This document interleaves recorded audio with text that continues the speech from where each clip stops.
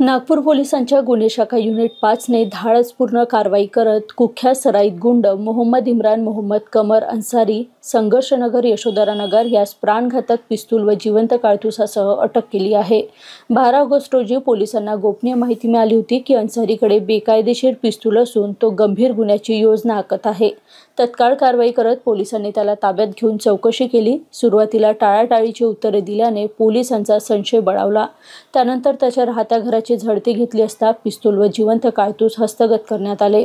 तपासात उघड झाले की आरोपीवर यापूर्वी खुनाचा प्रयत्न, बेकायदेशीर शस्त्र बाळगणे तसेच चोरी, डकेती अशा अनेक गंभीर गुन्ह्याचे विविध पोलीस ठाण्यात गुन्हे नोंद आहेत। आरोपी विरुद्ध अधिनियम कलम तसेच मकोका अंतर्गत गुन्हा दाखल करण्यात आला आहे। जप्त केलेले शस्त्र यशोधरा पोलीस ठाण्यात जमा करण्यात आले। ही कारवाई पोलीस आयुक्त डॉ. रवींद्र सिंगल यांच्या मार्गदर्शनाखाली युनिट 5 च्या पथकाने केली।